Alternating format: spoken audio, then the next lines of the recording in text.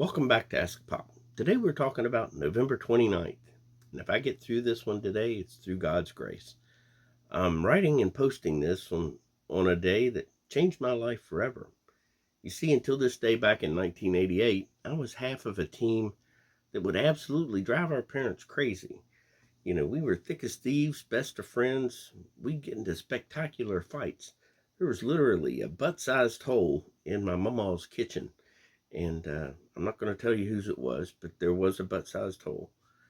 But on that evening, um, my big little brother was downshifting and over a patch of black ice and joined the church in New Jerusalem. He was 16 years old. He had just came back from visiting me down in Florida that week, and he literally came home that evening, and he'd given up a week of deer hunting to come and see me during his break. And for anybody who knew Craig, knows how big of a deal that was. And the next few days were a real blur. The one thing that really stood out to me is the one man that I always gravitated towards when everybody else was crumbling around me crumbled.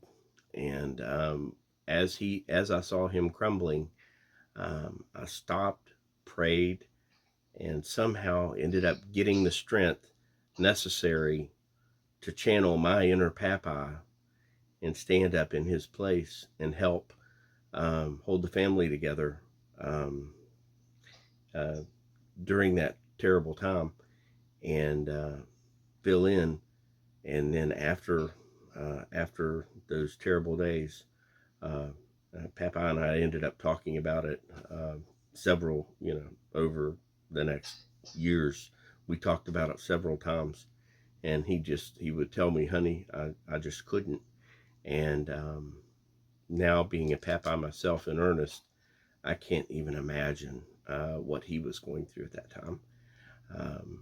But the reason that I'm writing this today is to let everybody know that, or to let folks know that even though I have a son that's a dozen years older than what Craig was when he passed, those feelings are still right under the surface for me even today.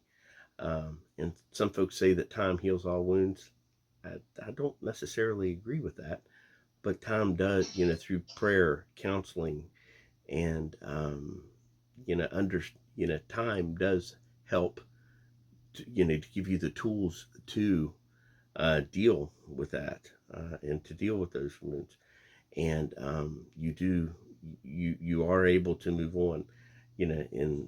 Right after Craig died, everything seemed bland, and the world seemed like there was no color left. And it did take time before things did start to move on.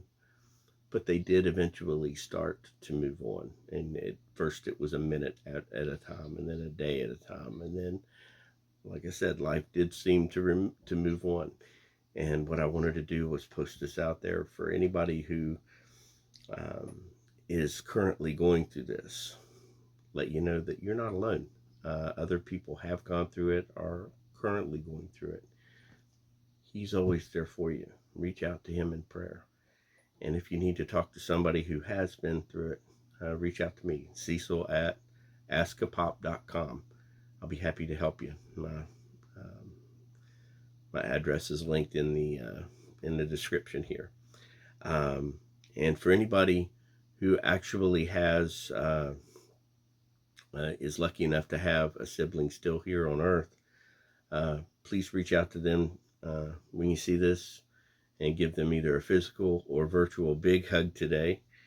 And this is from a guy that even after all these years still wishes I could do the same. But one day I know I'm absolutely going to give him a big spiritual hug once we meet up in the church in New Jerusalem.